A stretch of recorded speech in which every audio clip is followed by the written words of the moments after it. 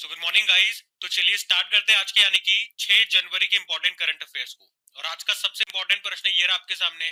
प्रश्न क्या पूछ रहा है कि अभी हाल ही में डब्ल्यूएचओ यानी वर्ल्ड हेल्थ ऑर्गेनाइजेशन के फार्माकोविजिलेंस योगदान में भारत को वैश्विक स्तर पर कौन से स्थान पे रखा है? तो आंसर होगा 8वें स्थान पे। तो वर्ल्ड हेल्थ ऑर्गेनाइजेशन के अनुसार फार्माकोविजिलेंस के क्षेत्र में योगदान के लिए भारत विश्व में 8वें स्थान पर है। आप पूछोगे ये फार्माकोविजिलेंस क्या है? तो इसका संधि विच्छेद करो, इसको तोड़ो। फार्मा मतलब इसका संबंध दवाइयों से है और विजिलेंस का मतलब होता है निगरानी रखने से। हम कह सकते हैं दवाओं की सुरक्षा की निगरानी करने की जो प्रक्रिया है। मतलब दवाई नई बन के बाजार में आती है, उसके बाद लोग उसे खाते हैं और किन्हीं दवाइयों से साइड इफेक्ट होने लगते हैं। तो यही निगरानी रखती है कि किसी दवाई से कोई दवाई साइड इफेक्ट तो नहीं कर रही है ना। ये उसका पता लगाती है और ऐसा होता है तो उसे रोकती है। दवाओं पे निगरानी रखने का ये काम कर रही है। मतलब जो भी दवाइयां बन रही हैं वो जो भी मानक तय किए गए थे उन्हीं के अनुसार बन रही है ना, क्वालिटी दवाइयां बन रही है ना, ये इसका काम है। मतलब हम कह सकते हैं ये सुनिश्चित करता है कि दवाइयां सुरक्षित और असरदार हो। तो अभी इस क्षेत्र में 2025 में भारत को 8वें स्थान पर रखा है। साथ में इन्होंने ये भी बताया तुलना करने के लिए कि भारत 2014 में, 2014 से आप समझ रहे हो उनका इशारा किस और है। उस समय भारत की इस सिनेरियो में जो रैंक थी वो 123 थी, 123वें स्थान पे था भारत। और अब भारत 8वें स्थान पे आ गया है। अब यहाँ पे कुछ इंपॉर्टेंट मैं आपको रैंकिंग्स सूचकांक रिवाइज कराऊंगा, लेकिन एक बार डब्ल्यूएचओ की बात कर लेते हैं। डब्ल्यूएचओ मतलब वर्ल्ड हेल्थ ऑर्गेनाइजेशन, स्थापना होती है 7 अप्रैल 1948 में, हेडक्वार्टर जेनेवा स्विट्जरलैंड, हेड है इसके तेद्रोस अधानोम। अब चलो रैंकिंग्स मैंने आपको रिवाइज कराऊंगा। ये सारी इंपॉर्टेंट रैंकिंग्स मैंने यहाँ पे लिख दी है। आप देखते चलना इसमें से आपको कौन सी याद है और कौन सी नहीं है, क्योंकि सारी इंपॉर्टेंट है। जैसे कि भ्रष्टाचार धारणा सूचकांक, करप्शन परसेप्शन इंडेक्स, भारत की रैंक है 96, टॉप पे डेनमार्क है। मानव विकास सूचकांक, ह्यूमन डेवलपमेंट इंडेक्स, भारत की रैंक है 130, टॉप पर आइसलैंड है। और कौन सा इंडेक्स कौन जारी करता है वो भी मैंने ब्रैकेट में यहाँ पे लिख दिया है, तो वो भी आप रीड कर सकते हैं। बाकी मैं इंडेक्स, उसमें भारत की रैंक और उसमें टॉप पर कौन है ये भी बताता हुआ चल रहा हूँ। जैसे ग्लोबल जेंडर गैप इंडेक्स आया था, इसमें भारत 131 पे है, टॉप पर आइसलैंड है।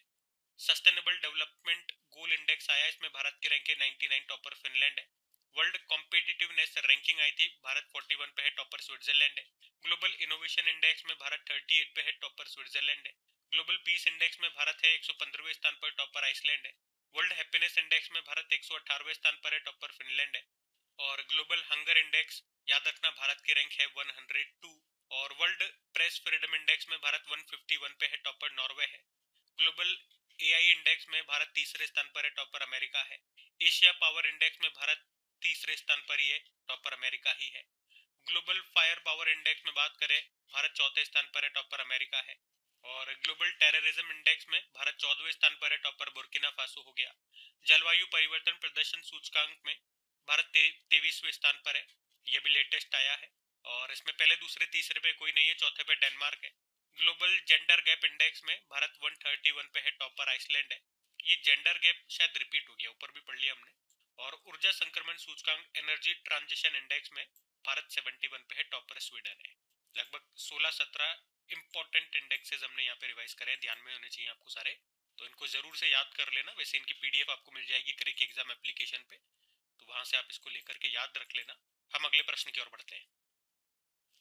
फिर अगले में पूछ रहे हैं कि अभी हाल ही में प्रधानमंत्री नरेंद्र मोदी ने भारत की पहली महिला स्वतंत्रता सेनानी, नाम है रानी वेलु नचियार, इनकी जयंती पर भी श्रद्धांजलि दी है। इनका संबंध किससे है, किस राज्य से संबंधित है ये? तो आंसर होगा तमिलनाडु। अब इनके बारे में आपको बताता हूँ। तो अभी ये न्यूज में क्यों है मैंने आपको बता दिया। मोदी जी ने अभी रानी वेल्लू नचियार इनकी जयंती पर अभी श्रद्धांजलि अर्पित की है। और इनका इम्पोर्टेंट पॉइंट तो सबसे पहला यही बन जाएगा कि वे भारत की पहली महिला स्वतंत्रता सेनानी थी। उनका जन्म जो है 3 जनवरी 1730 को तमिलनाडु के शिवगंगई क्षेत्र के रामनाथपुरम में हुआ था। तो वे शिवगंगा रियासत की रानी थी उस समय। उन्हें वर मंगई के नाम से जाना जाता था, जिसका मतलब होता है बहादुर रानी। और उन्होंने जब ब्रिटिशर्स के खिलाफ लड़ाई लड़ी थी तो उस समय उनकी सेनापति हुआ करती थी क्विली। उन्होंने ब्रिटिश हथियार गृह को नष्ट करने के लिए खुद के ऊपर तेल डाला और अपने ऊपर आग लगा के मतलब आत्मघाती विस्फोट किया, जो कि भारतीय सैन्य इतिहास में पहली मानव बम की घटना थी। इसके अलावा उन्होंने प्रशिक्षित महिला सैनिकों की पहली टुकड़ी भी स्थापित की थी, ट्रेंड महिला सैनिकों की। तो ये सब कुछ इंपॉर्टेंट बातें उनके समय से निकल के आती हैं। रानी वेलु नचियार, जो कि भारत की पहली महिला स्वतंत्रता सेनानी रही है। अच्छा, एक इम्पोर्टेंट नोट यहाँ पे और डालना कि अभी 3 जनवरी को ही भारत में सावित्रीबाई फुले की जयंती भी मनाई गई है। सावित्रीबाई फुले एक कवियत्री थी, महान समाज सुधारक थी, और इन्हें आप जिस नाम से जानते हो कि ये भारत की पहली महिला शिक्षिका थी। अच्छा, इसी तरह का एक प्रश्न मैं आपसे पूछूंगा, लेकिन प्रश्न पूछने का अंदाज उल्टा है, और ये प्रश्न डिक्टो में वही प्रश्न पूछ रहा हूँ जो कि एग्जाम में आया हुआ प्रश्न है। आप देख सकते हो। बताएंगे आप कि फातिमा शेख कौन थी। पहले मैं इस प्रश्न को उल्टा करके पूछने वाला था, लेकिन ये प्रश्न मुझे मिल गया, तो मैंने कहा चलो एग्जाम वाला प्रश्न उठा लेते हैं। तो इसका उत्तर मैं दूं कि आप लोग दे देंगे?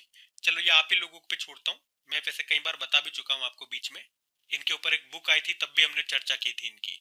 तो अब आप ही लोग बताएंगे। नहीं पता तो गूगल जरूर करना और आंसर जरूर बताना। हम अगले प्रश्न की ओर बढ़ते हैं। फिर देखो अगले में क्या पूछ रहे हैं कि अभी हाल ही में पहला सरकारी एआई आधारित क्लिनिक ये कहां पर खोला गया है। तो आंसर होगा ग्रेटर नोएडा में। तो ये भी अच्छा प्रश्न है कि भारत का पहला सरकारी एआई आधारित क्लिनिक अभी खोला गया है। कहां पर? ग्रेटर नोएडा में।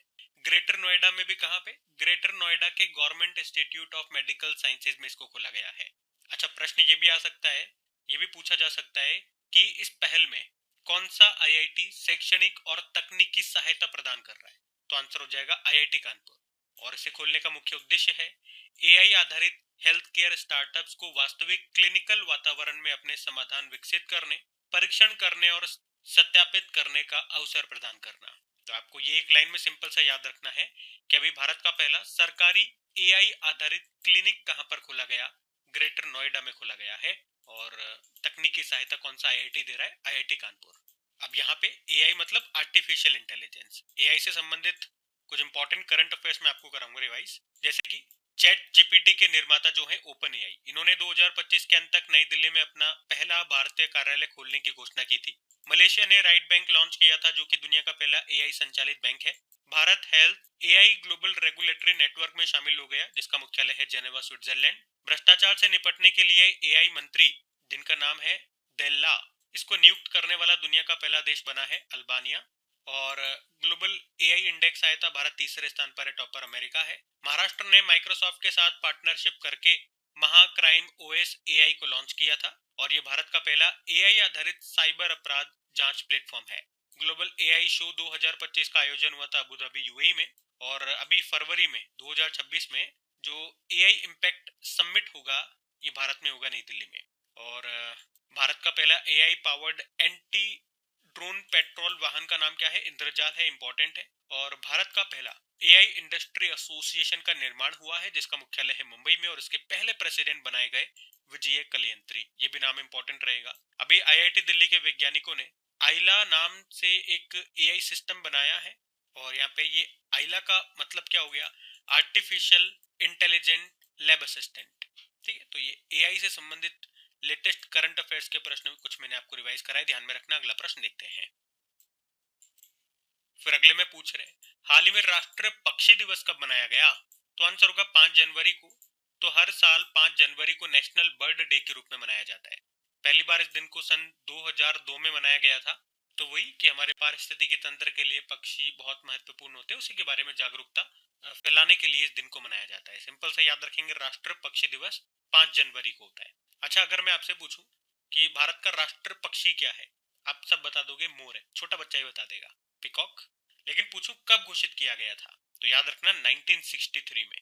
और पिकॉक का साइंटिफिक नेम होता है पावो क्रिस्टाटेटस या क्रिस्टेटस, कुछ भी आप पढ़ लो। अच्छा, यहाँ पे बर्ड से संबंधित कुछ पॉइंट्स मैं आपको रिवाइज कराता हूँ। देखो 2-3 तो दिवस ही हो जाएंगे बर्ड से संबंधित। एक तो वर्ल्ड माइग्रेटरी बर्ड डे होता है, ये मई और अक्टूबर के दूसरे शनिवार को होता है। वर्ल्ड स्पैरो डे होता है 20 मार्च को होता है ये।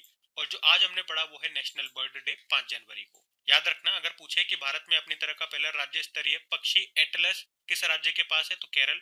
उत्तराखंड ने अपनी पहली बर्ड गैलरी कहां पर खोली? Dehradun. Oxygen bird park, Amrit Mahotsav park भी इसको कहते हैं, इसका उद्घाटन कहाँ किया गया था? नागपुर में। बर्ड मैन ऑफ इंडिया कहा जाता है सलीम अली को। और ग्रेट बैकयार्ड बर्ड काउंट में लगातार तीसरे साल सर्वाधिक पक्षी प्रजातियां ये मिली थी पश्चिम बंगाल में 543। और किस राज्य में ग्रेटर फ्लेमिंगो अभ्यारण्य स्थापित किया गया? तमिलनाडु में। तमिलनाडु में रामनाथपुरम जिले में। वैसे ये जो ग्रेटर फ्लेमिंगो है ना, किस राज्य का राजकीय पक्षी है? गुजरात का है। और अभी हमने पढ़ा था कि 10 और 11 जनवरी को आंध्र प्रदेश के कोरिंगा वन्य जीव अभ्यारण्य और उसके आसपास के वेटलैंड में 40वीं एशियाई जल पक्षी गणना की जाएगी, जो कि वैसे तो 40वीं एशियाई जल पक्षी गणना होगी, या आप इसे कह सकते हो 60वीं अंतरराष्ट्रीय जल पक्षी गणना। और ये पूछा जा सकता है स्टैटिक में, पार्वती आर्गा पक्षी अभ्यारण्य कहाँ पर है? क्योंकि अभी न्यूज में था। क्यों न्यूज में था? क्योंकि अभी भारत सरकार ने इसको इको सेंसिटिव जोन घोषित किया था। तो ये आपको मिलेगा उत्तर प्रदेश के गोंडा जिले में। अच्छा, एक बार ये प्रश्न आया था कि बर्ड की स्टडी, बर्ड के पक्षियों के अध्ययन को क्या कहा जाता है? तो ऑप्शन अगर इस तरह से आपके सामने हो तो आप क्या उत्तर लगा पाओगे क्या? तो याद रखना, नहीं याद तो ऑर्निथोलॉजी कहा जाता है। ऑप्शन में ये मत देखना कि पीछे सब यहाँ पक्षी विज्ञान लिखा हुआ है तो हम ये लगा देंगे। ये मैंने लिख दिया है ताकि पक्षी के अलावा और भी आप देख सको कि मानव विज्ञान को क्या कहते हैं, नेत्र विज्ञान को क्या कहते हैं। बाकी जनवरी में अभी 2 दिवस हम और मना चुके हैं। 1 जनवरी को वैश्विक परिवार दिवस, ग्लोबल फैमिली डे, और 4 जनवरी को वर्ल्ड ब्रेल डे के रूप में मनाया था। सब ध्यान में रखना। अगला प्रश्न देखते हैं। फिर अगले में क्या पूछ रहे हैं, देखो। अभी हाल ही में भारतीय सेना ने किस देश के साथ लंबी दूरी के रॉकेट लॉन्चर, जिसका नाम है सूर्यास्त्र, इसके लिए समझौता किया? तो सही उत्तर होगा इजराइल। अच्छा, पहले प्रश्न अगर ऐसे आ जाएगा कि सूर्यास्त्र क्या है, तो याद रखना ये भारत का पहला स्वदेशी, स्वदेशी यानी कि इंडिजिनस, मेड इन इंडिया, लंबी दूरी का एक रॉकेट लॉन्चिंग सिस्टम है। और अभी भारत ने इसे बनाने के लिए इजराइल के साथ समझौता किया है। हम इसमें इजराइल की टेक्नोलॉजी का इस्तेमाल करेंगे। और ये समझौता हुआ है पुणे की NIBE लिमिटेड कंपनी और इजराइल की एल्बिट सिस्टम नाम की कंपनी के बीच में। मतलब ये दोनों मिलकर के इसके बनाएंगे और भारत में ही बनाएंगे। इसकी जो रेंज है 150 से लेके 300 किलोमीटर तक की इसकी रेंज होगी। और ये कई तरह के रॉकेट और गोला बारूदों को दाग सकता है। रॉकेट लॉन्चर है, वो भी बिल्कुल सटीकता के साथ। अच्छा, ये समझौता हुआ कितने में है? 293 करोड़ रुपीस में। तो अगर आपसे पूछे कि सूर्यास्त्र क्या है, तो अब याद रखना ये भारत का पहला स्वदेशी लंबी दूरी का रॉकेट लॉन्चिंग सिस्टम है। अब यहाँ पे इसी तरह से कुछ नाम मैं आपके सामने लेकर के आ रहा हूँ। आप उनको देखना और बताना कि वो क्या है। ये सब हमने करंट अफेयर्स में पढ़े हैं। जैसे कि इग्ला एस मैनपेट्स, ये हमने रशिया से लिया है। मैनपेट से समझ में आ जाएगा man portable air defence system, ये एक तरह का एयर डिफेंस सिस्टम है। और आसमी क्या है? स्वदेशी सब मशीन गन है। Sonobuoy high altitude anti submarine warfare है, जिसे हम अमेरिका से खरीदेंगे। अग्नि अस्त्र क्या है? मल्टी टारगेट एक्सप्लोजिव डिवाइस है। भार्गवास्त्र क्या है? सूक्ष्म मिसाइल प्रणाली को झुंड ड्रोन हमले के खतरे का मुकाबला करने के लिए इसे विकसित किया गया, भार्गवास्त्र नाम दिया गया। और नाड़ी तरंगिनी भारत का पहला आयुर्वेदिक चिकित्सा उपकरण है। शून्य क्या है? ये भारत की पहली इलेक्ट्रिक एयर टैक्सी है और इसे बना रहा है बेंगलुरु का एक स्टार्टअप है सरला, वो। और संजय क्या है? रक्षा मंत्री राजनाथ सिंह ने युद्ध क्षेत्र निगरानी प्रणाली को लॉन्च किया था, उसी का नाम रखा था संजय। हेलियोस अमेरिका का एक लेजर वेपन है। दुर्गा 2 DRDO ने स्वदेशी लेजर वेपन सिस्टम बनाया था, उसका नाम है दुर्गा 2। और आयरन बीम तो ये इजराइल का एक लेजर वेपन है। Astra MK3 missile beyond visual range air to air missile है। अब इसका नाम बदल कर गांडीव कर दिया गया था। निस्तार क्या है? ये पहला स्वदेशी रूप से डिजाइन और निर्मित डाइविंग सपोर्ट वेसल है। और रुद्रास्त्र क्या है? तो ये अभी हमने पढ़ा था, भारतीय रेलवे ने एशिया की सबसे लंबी मालगाड़ी का सफल परीक्षण किया था, उसी का नाम है रुद्रास्त्र, जिसकी लंबाई थी 4.5 किलोमीटर। ठीक है, तो इस तरह के नाम ये कुछ हमारे न्यूज में रहे थे जो मैंने आपको यहाँ पे रिवाइज करा है। उम्मीद करूंगा आपको पसंद आया होगा सेशन। अभी हम अगले प्रश्न की ओर बढ़ते हैं। उम्मीद करूंगा ये शीट आपको अच्छी लगी होगी। अभी हम अगले प्रश्न की ओर बढ़ते हैं। फिर अगले में पूछ रहे हैं कि अभी हाल ही में वर्ष 2026 की शुरुआत में क्रिप्टो करेंसी माइनिंग और ट्रेडिंग को किसने मान्यता दे दी है? तो आंसर होगा तुर्कमेनिस्तान। हमारा एक सेंट्रल एशियन कंट्री है तुर्कमेनिस्तान, जिसने अभी क्रिप्टो करेंसी और ट्रेडिंग को मान्यता दे दी है। मतलब वहां पर अब क्रिप्टो में ट्रेडिंग यानी कि व्यापार कर सकेंगे और क्रिप्टो माइनिंग कर सकेंगे। क्रिप्टो माइनिंग का क्या मतलब होता है? ये आप कह दो वो प्रोसेस है, वो प्रक्रिया है जिसमें पावरफुल कंप्यूटर्स का उपयोग करके क्रिप्टो करेंसी को जनरेट किया जाता है।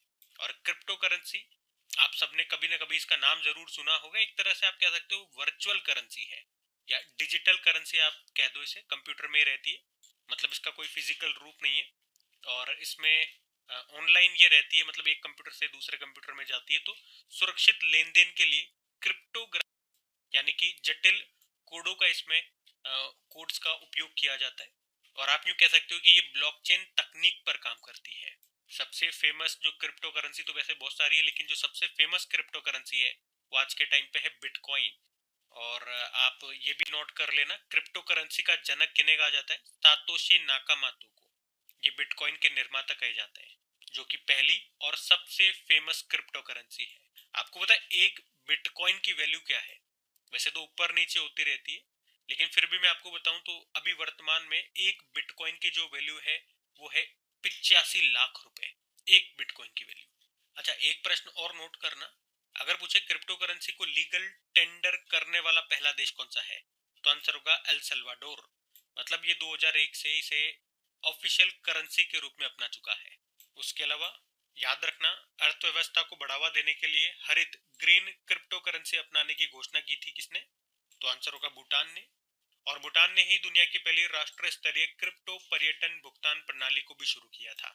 अब हमारे प्रश्न में जो बात हो रही है वो किस कंट्री की हो रही है? तुर्कमेनिस्तान की। ये एक सेंट्रल एशियन कंट्री, आप मैप में देख सकते हो। ये रहा तुर्कमेनिस्तान। कैपिटल एश गबत होती है, करेंसी है तुर्कमेनिस्तानी मन्नत। और ये किस झील से सीमा लगाता है? आप देख सकते हो कैस्पियन सागर, जो कि दुनिया की सबसे बड़ी खारे पानी की झील है। या आप इसे ही कह सकते हो दुनिया की सबसे बड़ी झील कैस्पियन सागर ही है। ठीक है, दोनों सर से पूछ सकता है, दुनिया की सबसे बड़ी खारे पानी की झील या दुनिया की सबसे बड़ी झील कैस्पियन सी।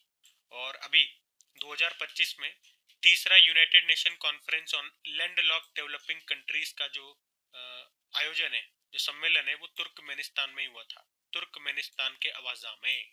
ठीक है, तो ये सब ध्यान में रखना। अगला प्रश्न देखते हैं।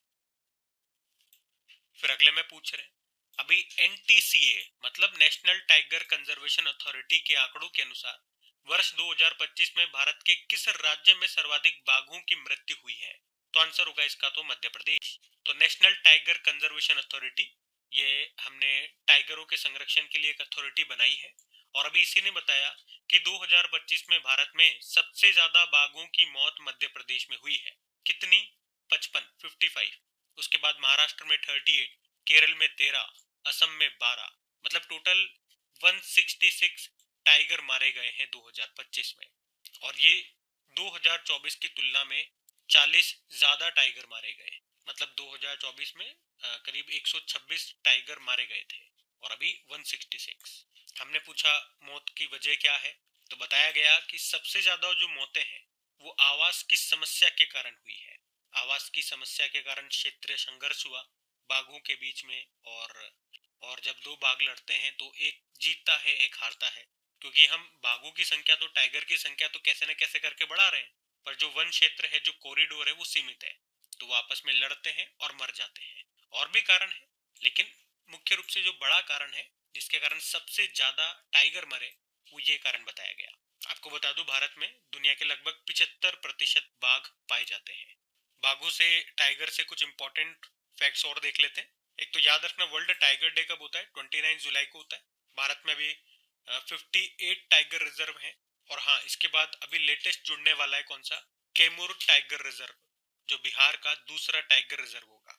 वैसे हमारा पहला टाइगर रिजर्व कौन सा है? जिम कॉर्बेट टाइगर रिजर्व, जो उत्तराखंड में है। 58 नंबर का कौन सा था? माधव टाइगर रिजर्व, जो मध्य प्रदेश का था। और भारत में सबसे ज्यादा टाइगर भी आपको मध्य प्रदेश में मिलेंगे, 785। भारत में टाइगर प्रोजेक्ट कब शुरू हुआ था? 1973 में। हमारे जो पर्यावरण मंत्री हैं भूपेंद्र यादव, उन्होंने कहा कि भारत में टोटल 3682 बिग कैट्स हैं। और अभी बिग कैट अलायंस का पहला एड इन्हीं को बनाया गया था, भूपेंद्र यादव को। याद रखना, पश्चिम बंगाल का जो सुंदरबन टाइगर रिजर्व है वो भारत का दूसरा सबसे बड़ा टाइगर रिजर्व बन गया है। अगर ये दूसरा सबसे बड़ा है तो पहला सबसे बड़ा टाइगर रिजर्व हमारा आंध्र प्रदेश का नागार्जुन सागर श्रीशैलम टाइगर रिजर्व है। और टाइगर मैन ऑफ इंडिया कहते हैं कैलाश सांखला को। और याद रखना, अभी गुजरात को 33 सालों के बाद फिर से टाइगर स्टेट का दर्जा दे दिया गया है। ठीक है, तो टाइगर से ये पॉइंट्स ध्यान में रखेंगे। अगला प्रश्न हम देखते हैं। फिर अगले में पूछ रहे हैं, अभी हाल ही में 72वें राष्ट्रीय वॉलीबॉल टूर्नामेंट का आयोजन ये कहां पर किया जा रहा है? तो सही उत्तर होगा वाराणसी में नेशनल वॉलीबॉल टूर्नामेंट 2026। इसका ये 72 नंबर का एडिशन है और अभी इसका आयोजन ये किया जा रहा है। 4 तारीख को शुरू हो गया था, 11 तारीख तक चलेगा ये अभी। कहाँ पर? वाराणसी में। यहाँ पे जो डॉक्टर संपूर्णानंद स्पोर्ट्स स्टेडियम है वहां पर। और इसका शुरुआत किया, इसका उद्घाटन किया प्रधानमंत्री नरेंद्र मोदी ने। इसमें देश भर के 58 टीमों के 1000 से भी ज्यादा खिलाड़ी हिस्सा ले रहे हैं। तो मोदी जी ने इसकी शुरुआत की, इसका उद्घाटन किया, इसलिए प्रश्न न्यूज में है तो आपको ध्यान रखना चाहिए। बाकी वैसे कुछ और स्पोर्ट्स से संबंधित टूर्नामेंट मैं आपको रिवाइज कराऊं तो याद रखना, इसी साल भारत पहली बार राष्ट्रमंडल खो खो चैंपियनशिप की मेजबानी करेगा। अभी 33वें साउथ ईस्ट एशियन गेम्स ये हुए थे बैंकॉक थाईलैंड में। दूसरे फीफा इंटर कॉन्टिनेंटल कप 2025 का आयोजन हुआ था कतर में। उसको Paris Saint Germain football club ने जीता था फ्लेमिंगो को हरा के। और 11वें फिडे चेस वर्ल्ड कप का आयोजन भारत में हुआ था गोवा में। और इसको किसने जीता, ये इंपॉर्टेंट रहेगा प्रश्न। जावोखिर सिंदारोव ने उज्बेकिस्तान से है। और 2030 में कॉमनवेल्थ गेम्स को भारत होस्ट करेगा। अहमदाबाद गुजरात में होंगे। 20 सालों के बाद हम कॉमनवेल्थ गेम्स को होस्ट कर रहे हैं। तो प्रश्न ऐसा भी आ सकता है, अभी का ना पूछे एग्जामिनर, पुराना पूछ ले, इससे पहले हमने कब होस्ट किया था, क्योंकि इस तरह के प्रश्न आ चुके हैं एग्जाम में। लेटेस्ट नहीं पूछता, उससे जुड़ा हुआ पुराना वाला पूछ लेता है। तो ये भी जरूर याद रखना। 2010 में हमने कॉमनवेल्थ गेम्स को होस्ट किया था नई दिल्ली में। उसके अलावा आईसीसी मेंस टी20 वर्ल्ड कप 2026 इसे भारत और श्रीलंका मिलकर के होस्ट कर रहे हैं और इसका टूर्नामेंट एम्बेसडर बनाया गया था रोहित शर्मा को। दूसरे वुमेन्स कबड्डी वर्ल्ड कप 2025 इसका आयोजन हुआ था ढाका बांग्लादेश में, भारत ने जीता था। और खेलो इंडिया ट्राइबल गेम्स इंपॉर्टेंट प्रश्न रहेगा क्योंकि पहला एडिशन अभी होगा फरवरी में। कहाँ पे? छत्तीसगढ़ में, और इसका मैस्कॉट है मोरवीर। ठीक है, तो ये सब ध्यान में रखना। अगला प्रश्न देखते हैं। फिर अगले में पूछ रहे, अभी हाल ही में झारखंड हाईकोर्ट के नए चीफ जस्टिस कौन बने हैं? तो आंसर होगा महेश शरद चंद्र सोनाग। तो अभी हमारी जो राष्ट्रपति द्रौपदी मुर्मू जी, उन्होंने जस्टिस महेश शरद चंद्र सोनाग को झारखंड हाईकोर्ट में नए चीफ जस्टिस के रूप में नियुक्त किया है। और किस आर्टिकल के तहत नियुक्ति होती है हम पढ़ चुके हैं, आर्टिकल 217। और इस तरह से उन्होंने यहाँ पे जस्टिस तरलोक सिंह चौहान का स्थान लिया है जो भी रिटायर्ड हो गए। आपको याद होगा अभी 2-3 दिन पहले ही हमने 3 हाईकोर्ट में नए चीफ जस्टिसों के नाम और पढ़े थे। तो एक तो हमने पढ़ा था अभी केरल हाईकोर्ट में नए चीफ जस्टिस बने, सोरेन सेन नाम है। और रेवती प्रशांत ये मेघालय हाईकोर्ट में बने। और संगम कुमार साहू पटना हाईकोर्ट के नए चीफ जस्टिस बने थे। वैसे तब भी मैंने आपको हाईकोर्ट से संबंधित कुछ इंपॉर्टेंट स्टैटिक और करंट अफेयर्स के प्रश्न रिवाइज कराए थे। चलो एक बार फिर करवाता हूँ, रिविजन ही होगा हमारा। तो हाईकोर्ट के बारे में सबसे पहले याद रखेंगे, संविधान के किस अनुच्छेद में इसका उल्लेख है? तो आर्टिकल 214 से लेके 231 तक। टोटल कितने हाईकोर्ट है? 25 है। 25वां है अमरावती हाईकोर्ट। हाईकोर्ट में पहली महिला जज कौन रही? अन्ना चांडी केरल हाईकोर्ट से। और हाईकोर्ट में पहली महिला चीफ जस्टिस कौन रही? लीला सेठ हिमाचल प्रदेश हाईकोर्ट से। और हाईकोर्ट के जो चीफ जस्टिस होते हैं उनको अपॉइंट करते हैं प्रेसिडेंट। कौन सा आर्टिकल बताया? आर्टिकल 217। शपथ दिलाते हैं उस राज्य के गवर्नर। आर्टिकल कौन सा है? 219। और हाईकोर्ट किस अनुच्छेद के तहत रिट जारी करता है? आर्टिकल 226। और हाईकोर्ट किस अनुच्छेद के तहत एक अभिलेख न्यायालय है? आर्टिकल 215। ये तो इससे संबंधित कुछ बेसिक स्टैटिक प्रश्न हो गए। 2-4 करंट अफेयर्स के प्रश्न और बनेंगे, जैसे कि देश का भी सबसे बड़ा हाईकोर्ट परिसर कहाँ बना? रांची में। और क्षेत्रीय भाषा में फैसला प्रकाशित करने वाला पहला हाईकोर्ट केरल हाईकोर्ट मलयालम। मासिक धर्म अवकाश नीति शुरू करने वाला देश का पहला हाईकोर्ट सिक्किम। और नेगोशिएबल इंस्ट्रूमेंट एक्ट के मामलों को संभालने के लिए देश का पहला डिजिटल कोर्ट ये कहां पर शुरू हुआ? केरल के कोल्लम में। ठीक है, तो ये सब ध्यान में रखना। अगला प्रश्न देखते हैं। फिर अगले में पूछ रहे कि अभी हाल ही में वेनेजुएला की अंतरिम राष्ट्रपति कौन बन गई है? तो इसका तो उत्तर हो जाएगा डेल्सी रॉड्रिग्स। तो अभी का सबसे चर्चित टॉपिक है ये, तो बात करते हैं। अभी वेनेजुएला की सुप्रीम कोर्ट ने प्रेसिडेंट निकोलस मादुरो की गिरफ्तारी के बाद जो वहां के उपराष्ट्रपति हैं डेल्सी रॉड्रिग्स, उनको कार्यवाहक राष्ट्रपति नियुक्त करने का आदेश दे दिया। मतलब अभी ये वहां पे अंतरिम राष्ट्रपति हैं। तो अभी 2 दिन पहले ही अमेरिका ने वेनेजुएला में एक बड़ा सैन्य अभियान चलाया। और वो कहते हैं ना कि रातों रात उठा देंगे तुझे, तेरे घर से उठा लेंगे, गायब कर देंगे। तो यहाँ पर भी कुछ ऐसा ही हुआ। रात में वेनेजुएला के प्रेसिडेंट निकोलस मादुरो और उनकी पत्नी को उनके घर में उनके बेडरूम से गिरफ्तार कर लिया गया और पकड़कर अमेरिका ले गए। पूछा गया भैया क्यों ले जा रहे हो? तो राष्ट्रपति डोनाल्ड ट्रंप साहब ने कहा, मतलब उन्होंने कारण बताया कि निकोलस की सरकार भ्रष्ट है। निकोलस मादुरो पर मादक पदार्थों की तस्करी, मानवाधिकारों का हनन करने और अलोकतांत्रिक कार्यों में शामिल होने के आरोप है। ये उन्होंने कारण बताया, पर सभी को पता है भैया मेन रीजन कुछ और ही है। मुख्य कारण क्या है? वेनेजुएला के पास जो सबसे बड़े तेल के भंडार है वो, आप मान के चलो कि दुनिया के कुल तेल का 18% यहीं पर आपको मिलेगा, जिस पर अमेरिका की तिरछी नजर है और अमेरिका इस पर कई समय से कंट्रोल करने की कोशिश कर रहा है। वैसे मैं आपको बता दूं, ये वेनेजुएला ओपेक का संस्थापक सदस्य भी है। अच्छा, वेनेजुएला की अभी वर्तमान हालत देख करके ये मत समझना कि कैसा गरीब देश है, मतलब अभी तो काफी महंगाई है, भुखमरी है, ये अभी के हालात है। लेकिन एक जमाना था जब ये सबसे अमीर हुआ करता था। आपको थोड़ा सा इसके बारे में बताता हूँ, वेनेजुएला के बारे में, इसकी हिस्ट्री बताने की कोशिश करता हूँ। ये बात है 1950 के दशक, जब आधी से ज्यादा दुनिया दूसरे विश्व युद्ध के नुकसान से उबर रही थी। तब वेनेजुएला की जमीन के नीचे से निकलता है काला सोना, यानी कि तेल, जिसने उसकी किस्मत बदल दी। और उसके बाद 1952 तक वेनेजुएला दुनिया में चौथा सबसे अमीर देश बन चुका था।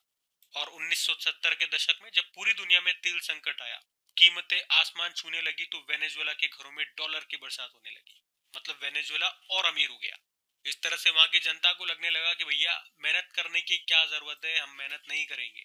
फिर 1976 में सरकार ने तेल इंडस्ट्री का राष्ट्रीयकरण, नेशनलाइजेशन कर दिया। एक सरकारी कंपनी बनाई गई और उस समय दुनिया की सबसे मुनाफे वाली प्रॉफिटेबल कंपनियों में से एक थी। अब आप सोचोगे सब कुछ बढ़िया चल रहा है तो फिर ये बर्बाद कैसे हुआ? मतलब इसने कभी किसी के साथ ऐसा युद्ध भी नहीं लड़ा। युद्ध लड़ते हैं तो फिर अर्थव्यवस्था उस देश की गिर जाती है, जैसे भी यूक्रेन की हालत है वैसे। लेकिन उसके बावजूद भी इसकी जो इकोनॉमी है, जो अर्थव्यवस्था है, वो बुरी तरह से कोलैप्स हो गई। मतलब पिछले एक दशक में इसने वो सब गंवा दिया जो इसने पिछले 70 सालों में कमाया था। इसके मुख्य दो तीन कारण बताए जाते हैं, जैसे कि वेनेजुएला को पता था वो किससे अमीर बना है, तेल से। तो उसने अपनी पूरी ताकत सिर्फ तेल निकालने में लगा दी। इसके अलावा उसने दूसरे सेक्टर पे ध्यान नहीं दिया, खेती पे, दूसरी फैक्ट्रीज पे, दूसरे बिजनेस पे कभी ध्यान ही नहीं दिया। तो इस कारण से हुआ क्या, वो दूसरी चीजों पे, मतलब छोटी से छोटी सुई से लेकर हर चीज पे, खाने तक के लिए वो दूसरे पे डिपेंड होने लग गया। क्योंकि खेती पे ध्यान नहीं दिया उन्होंने, अनाज पे ध्यान नहीं दिया। फिर वो तेल के बदले दूसरे से सामान खरीदने लगे। उसके अलावा वहां की सरकार ने भविष्य के लिए निवेश नहीं किया, कोई प्लानिंग नहीं की, बस मुफ्त की योजनाओं में पैसा उड़ाते रहे। और जब तक तेल महंगा था तब तक तो मजे थे, सब ठीक चल रहा था। लेकिन जैसे ही तेल की कीमतें गिरी, अब जो केवल एक ही चीज पे डिपेंडेंट हो, अगर उसी की वैल्यू गिर जाएगी तो उसकी तो हालत खराब होनी है।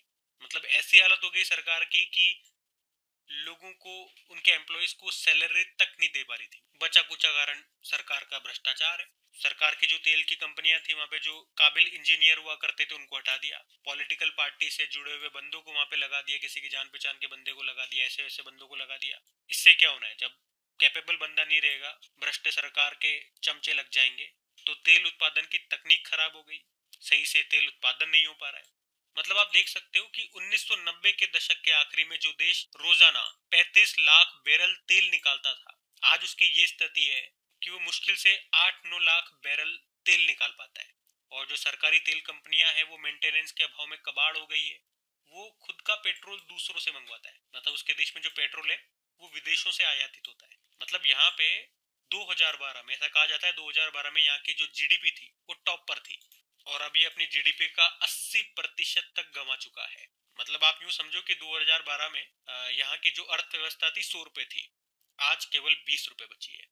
यहाँ पे जो महंगाई है वो केवल इन्फ्लेशन नहीं कहोगे, उसे हाइपर इन्फ्लेशन है। वो कई बार यूट्यूब या गूगल, फेसबुक पे आप देखते होंगे ना, जैसे जिम्बाब्वे की हालत थी, नोट गिन के नहीं तोल करके लिए जाते हैं, तो वो वाली हालत हो गई थी यहाँ पे। और ये सबको देखते हुए ट्रंप सरकार ये दावा करती है कि अब इस सैन्य ऑपरेशन के बाद जो अमेरिकी तेल कंपनियां हैं वो वेनेजुएला में अरबों डॉलर का निवेश करेगी और वहां के टूटे हुए इंफ्रास्ट्रक्चर को ठीक करेगी। इससे वहां पे बदलाव आएगा, एक स्थिर अच्छी सरकार बनेगी, और अमेरिका ने जो आर्थिक प्रतिबंध लगा रखे थे वो हटेंगे। वेनेजुएला का तेल दोबारा से बड़ी मात्रा में निकाला जाएगा, ग्लोबल मार्केट में भेजा जाएगा, इससे वहां की अर्थव्यवस्था फिर से पटरी पर आएगी। तो ये पूरी वेनेजुएला की घटना है। मैंने आपको थोड़ा हल्का हल्का टच करा है, थोड़ा सा हिस्ट्री भी बताया, सब कुछ बताया था कि थोड़ा सा माइंड में क्लियर हो कि वेनेजुएला था क्या और अभी है क्या। बाकी आप मैप में देख सकते हो वेनेजुएला, कैपिटल काराकस होती है, करेंसी है वेनेजुएलन बोलीवर।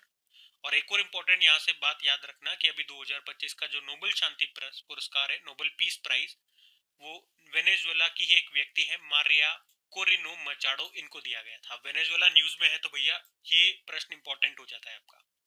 ठीक है, तो इनका नाम जरूर से याद रखना, नोबेल पीस प्राइज ये एग्जाम में आएगा आपके। बाकी ये थी आज की हमारी करंट अफेयर्स की क्लास। कमेंट करके जरूर बताना सेशन आपको कैसा लगा। अच्छा लगा तो प्लीज अपने दोस्तों के साथ में स्टडी ग्रुप में एक बार शेयर जरूर कर देना, मुझे भी अच्छा लगेगा सपोर्ट करोगे तो। बाकी डेली इनकी प्रैक्टिस के लिए क्विज आपकी डाली जाती है क्रिक एग्जाम एप्लीकेशन पे, पीडीएफ आपको मिल जाती है वहीं पर। क्रिक एग्जाम एप्लीकेशन का लिंक डिस्क्रिप्शन बॉक्स में भी है, या डायरेक्ट गूगल प्ले स्टोर से आप इंस्टॉल कर सकते हैं। बाकी चलो अभी कल के करंट अफेयर्स का हम क्विक रिवीजन कर लेते हैं और सेशन एंड करते हैं।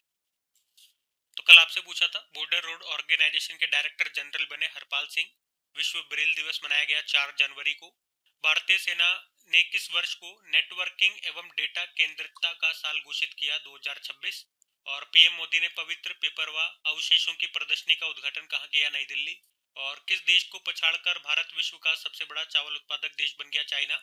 8वां राज्य वेतन आयोग गठित करने वाला भारत का पहला राज्य कौन सा बन गया? असम। और सांख्यिकी एवं कार्यक्रम कार्यान्वयन मंत्रालय ने अपना नया शुभंकर लॉन्च किया, उसका नाम है सांख्यिकी। जल्लीकट्टू महोत्सव 2026 का आयोजन भारत के किस राज्य में किया जा रहा है? तमिलनाडु। और भारतीय खाद्य निगम फूड कॉर्पोरेशन ऑफ इंडिया के अध्यक्ष सीएमडी कौन बन गए? रविंद्र कुमार अग्रवाल। और आखिरी प्रश्न था, YJ-20 हाइपरसोनिक मिसाइल का सफल परीक्षण अभी किया है चाइना ने।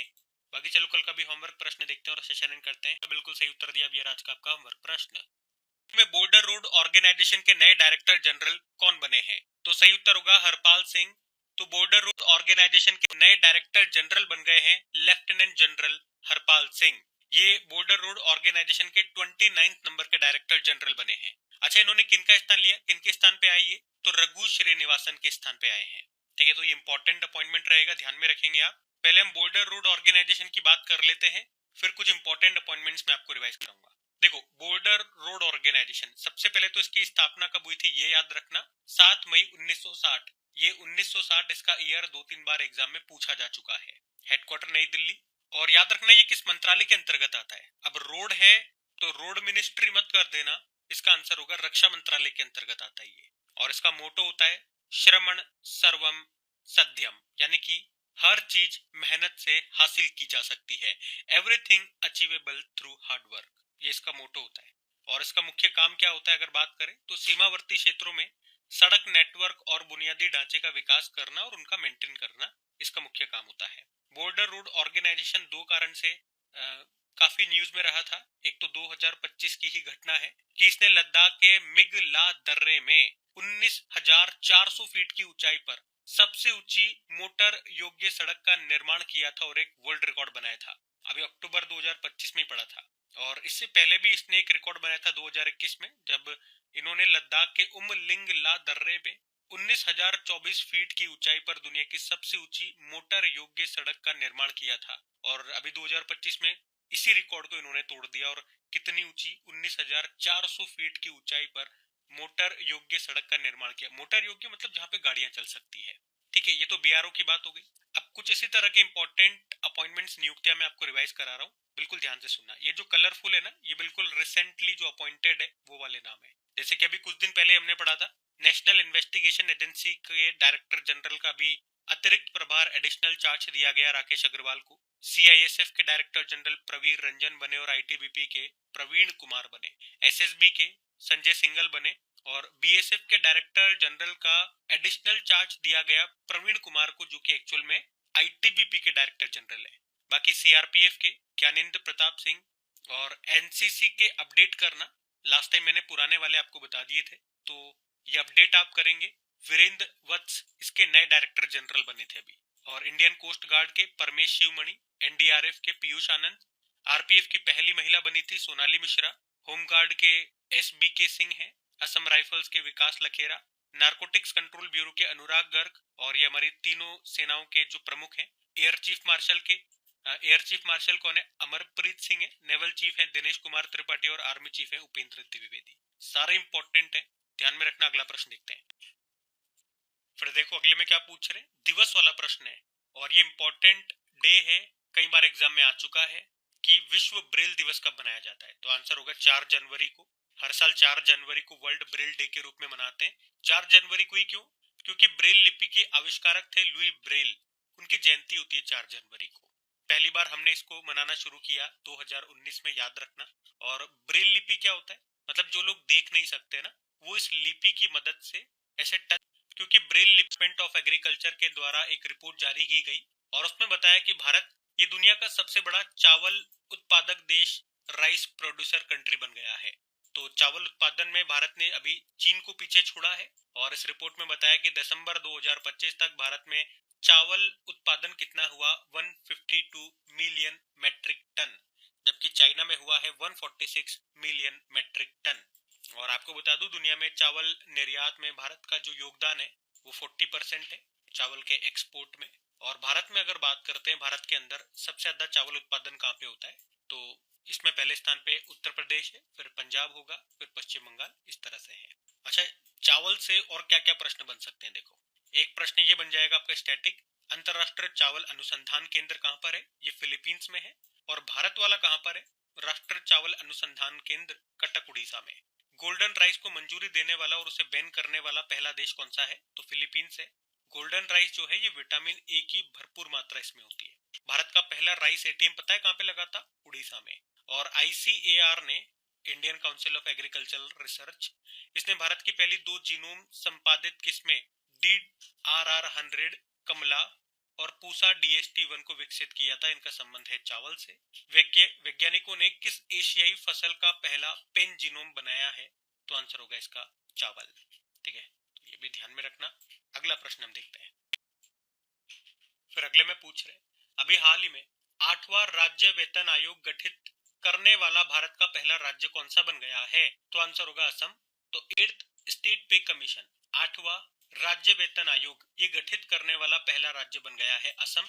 और ये घोषणा की है अभी असम के मुख्यमंत्री हेमंत बिस्वा शर्मा ने। असम के जो पूर्व चीफ सेक्रेटरी हैं सुभाष दास, उन्हीं को इस 8वें वेतन आयोग का चेयरमैन नियुक्त किया गया है। आपको पता है 2025 में ही केंद्र सरकार ने 8वें सेंट्रल पे कमीशन, केंद्रीय वेतन आयोग को मंजूरी दे दी थी, क्योंकि जो 7वां सेंट्रल पे कमीशन है उसकी अवधि 1 जनवरी 2026 को समाप्त हो गई।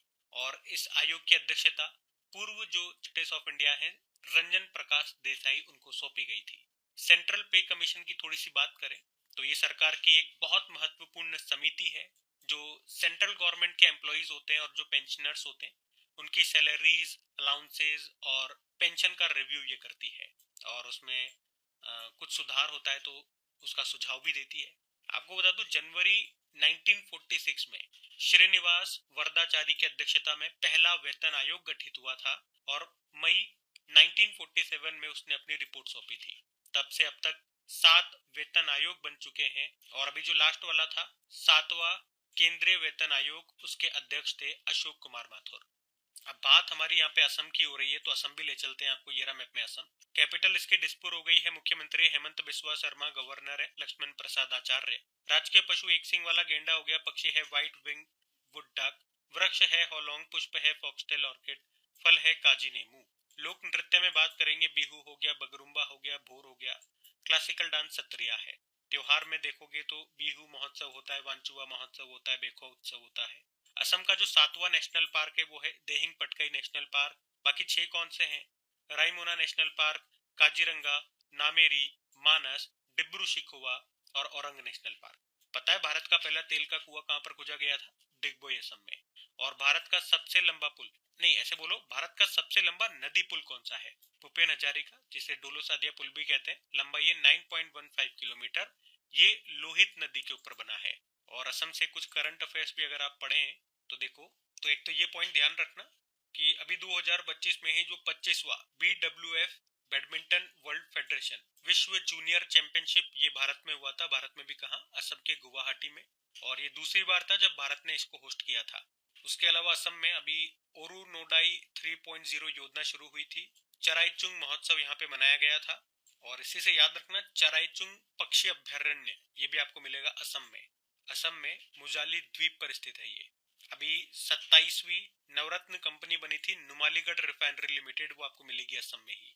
प्रेरणा स्कीम भी यहाँ पर शुरू हुई थी। और अभी हमने पढ़ा देश की पहली वंदे भारत स्लीपर ट्रेन ये शुरू होने वाली है, जो चलेगी असम के गुवाहाटी और पश्चिम बंगाल के हावड़ा के बीच में। ठीक है, तो ये ध्यान में रखेंगे आप। अगला प्रश्न हम देखते हैं। फिर अगले प्रश्न में पूछ रहे हैं कि हाल ही में सांख्यिकी एवं कार्यक्रम कार्यान्वयन मंत्रालय ने अपना नया शुभंकर मैस्कॉट लॉन्च किया, उसका नाम क्या है? तो आंसर होगा सांख्यिकी। अभी 1 जनवरी 2026 को ही ministry of statistic and programme implementation ने यानी कि सांख्यिकी एवं कार्यक्रम कार्यान्वयन मंत्रालय ने अपना नया लोगो और नया मैस्कॉट शुभंकर लॉन्च किया है। अच्छा, पहले बात कर लें इस मंत्रालय के मंत्री कौन है। राव इंद्रजीत सिंह है। तो इस नए लोगो और नए मैस्कॉट को लॉन्च करने का उद्देश्य है मंत्रालय की पहचान को आधुनिक रूप देना। तो इसका जो नया लोगो है आप देख सकते हो, आपके सामने लोगो का फोटो है। इसमें लिखा हुआ यहाँ पे डेटा फॉर डेवलपमेंट यानी विकास के लिए डेटा। इसी थीम पर ये लोगो बना है जैसा कि आप फोटो में देख पा रहे हो। इसमें आप देखोगे तो सेंटर में अशोक चक्र है और उसके भी सेंटर में रुपये का चिन्ह है और यहाँ पे इसके नीचे ये से बढ़ती हुई ग्रोथ बार को यहाँ पे दिखाया गया है, बार ग्राफ है और ये ग्रोथ करता हुआ है। और ऊपर वाले बाकी यहाँ पे सर्कल में आप देख सकते हो स्टैटिस्टिक से जुड़े हुए कुछ संबंधित सिंबल्स यहाँ पे बनाए हुए हैं, जैसे इक्वल टू का साइन हो गया, सम का साइन हो गया, इस तरह से। और कौन कौन से रंगों का इस्तेमाल हुआ है, तो भारतीय ध्वज में जो रंग होते हैं ना वही रंगों का इस्तेमाल यहाँ पे किया गया। केसरिया रंग है, सफेद रंग है, हरा रंग हो गया, डार्क ब्लू रंग हो गया। जबकि मैस्कोट आप देखोगे तो ये मैस्कोट है, ये बच्ची लड़की है और इसका नाम दिया है सांख्यिकी, नाम हमें ध्यान रखना है।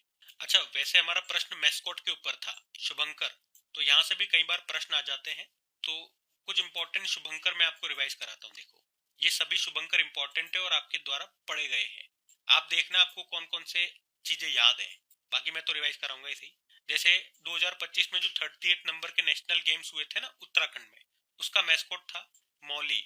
और 2025 में ही पहली बार जो खो खो वर्ल्ड कप हुए थे भारत ने होस्ट किया था, जिसका शुभंकर क्या था, तेजस और तारा, जो कि हिरण है।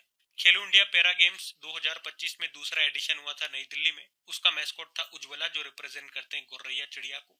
खेलो इंडिया यूथ गेम्स 2025 जो 7वां एडिशन हुआ था बिहार में, उसका मैस्कॉट था गज सिम्हा।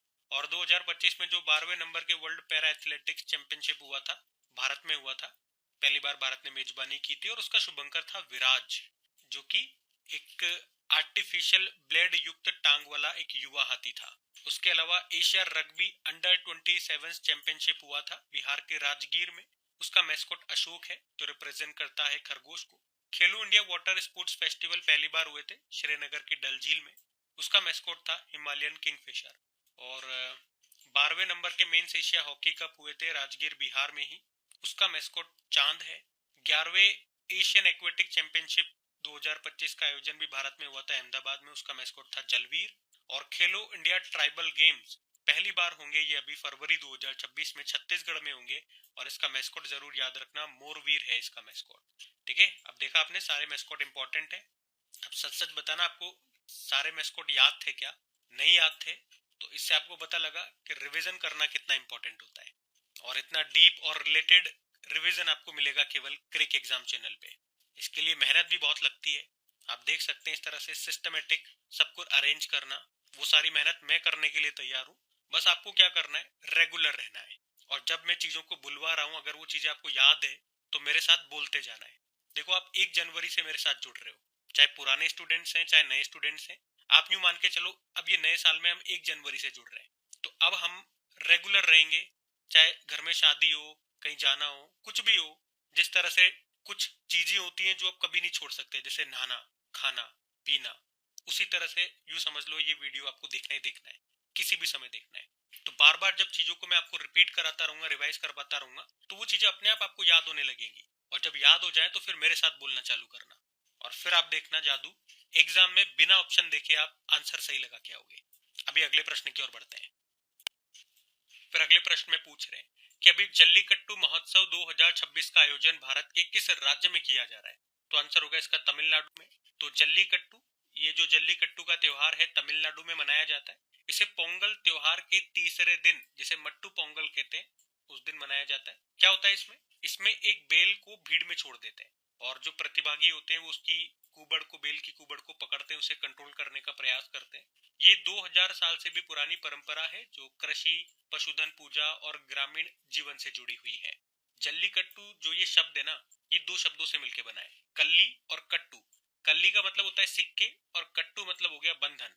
मतलब बैल के सींगों में सिक्कों की पोटली बांधी जाती है, जिन्हें प्रतिभागी जो भी पार्टिसिपेंट्स होते हैं वो निकालने की कोशिश करते हैं। जो निकाल लेता है वो उसकी होती है। वैसे 2014 में सुप्रीम कोर्ट ने जल्लीकट्टू खेल पे प्रतिबंध लगा दिया था। फिर इस खेल को तमिलनाडु एनिमल प्रोटेक्शन एक्ट 2017 के तहत अनुमति दी गई और 2023 में सुप्रीम कोर्ट ने इसे वैध ठहराया। अच्छा, पशुओं से संबंधित 2-3 उत्सव आप और ध्यान में रखना। एक तो ये हो गया जल्लीकट्टू वाला, बेल को कंट्रोल करना होता है। एक होता है कंबाला, बाला ओबाला, ये है कंबाला। इसमें भैंसों की दौड़ होती है। कहां पर होता है ये? बंगलुरु कर्नाटक में होता है। एक गड़ीमाई फेस्टिवल भी होता है, ये भी आपने सुना होगा। ये नेपाल में होता है, पशुओं की बलि देने के लिए ये जाना जाता है। और एक कनुमा उत्सव होता है, ये तेलंगाना में होता है, जानवरों की इसमें पूजा की जाती है। तो आज जो हमने पढ़ा वो जल्लीकट्टू महोत्सव है, वो मनाया जा रहा है तमिलनाडु। तो तमिलनाडु में आपको लेकर के चलता हूँ, ये रहा मैप में तमिलनाडु। देखो, कैपिटल इसकी चेन्नई होगी है, मुख्यमंत्री एम.के. स्टालिन, और इनकी ऑटोबायोग्राफी का नाम है उंगलिल ओरुवन। गवर्नर है आर.एन. रवि। यहाँ का राजकीय पशु नीलगिरी ताहर हो गया, पक्षी है एमरोल्ड डोव, वृक्ष है ताड़ का पाम ट्री, पुष्प है ग्लोरियोसा लिली। यहाँ पे Sathyamangalam tiger reserve, Mudumalai national park, Gundai national park, Anamalai national park, Mukurthi national park आपको मिल जाएंगे। शास्त्रीय नृत्य भरतनाट्यम हो गया। दो यहाँ पे न्यूक्लियर पावर प्लांट है, कुडनकुलम न्यूक्लियर पावर प्लांट और कलपक्कम न्यूक्लियर पावर प्लांट। और तमिल ये शास्त्रीय भाषा का दर्जा पाने वाली पहली भारतीय भाषा है। तमिलनाडु में ही जल्लीकट्टू त्योहार मनाया जाता है, जो हमने आज पढ़ा। तमिलनाडु के समुद्री तट को कोरोमंडल तट कहते हैं। कुछ और फेस्टिवल्स देखो यहाँ पे, पोंगल हो गया, जल्लीकट्टू हो गया, थाईपुसम हो गया, आदि पेरक्कू हो गया, चिथिराई महोत्सव और हेताई अम्मान महोत्सव यहाँ के इंपॉर्टेंट फेस्टिवल्स हैं। तो ये सब ध्यान में रखेंगे आप। अगला प्रश्न हम देखते हैं। फिर अगले प्रश्न में पूछ रहे हैं, हाल ही में भारतीय खाद्य निगम यानी कि फूड कॉर्पोरेशन ऑफ इंडिया के अध्यक्ष और प्रबंध निदेशक यानी कि सीएमडी के रूप में अभी किसे नियुक्त किया गया? तो आंसर होगा रविंद्र कुमार अग्रवाल को। तो अभी फूड कॉर्पोरेशन ऑफ इंडिया के सीएमडी के रूप में रविंद्र कुमार अग्रवाल को अपॉइंट किया गया है। उन्होंने किनका स्थान लिया? आशुतोष अग्निहोत्री का। फूड कॉर्पोरेशन ऑफ इंडिया की बात करें तो स्थापना इसकी होती है 1965 में, मुख्यालय नई दिल्ली में है। और अब हमने देखा नए सीएमडी रविंद्र कुमार अग्रवाल बन गए। काम क्या होता है इसका, क्या है ये?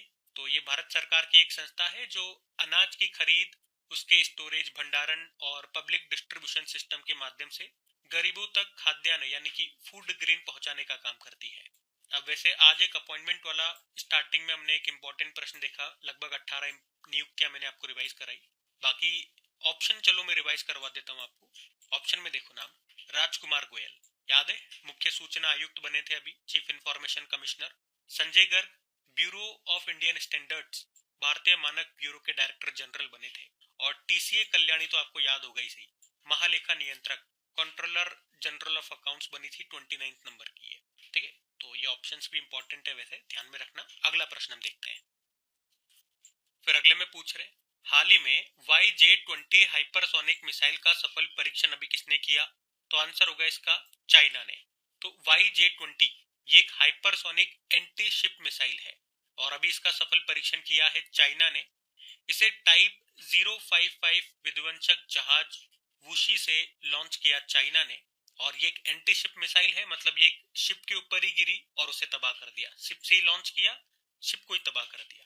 और ये एक हाइपरसोनिक मिसाइल है। हाइपरसोनिक का क्या मतलब हो गया? इसकी जो स्पीड है वो 5 मैक से ज्यादा होती है। 5 मैक मतलब, देखो मैक का मतलब होता है स्पीड ऑफ साउंड, तो स्पीड ऑफ साउंड के 5 गुना से भी ये ज्यादा स्पीड इसकी है, ये मतलब हो गया इसका।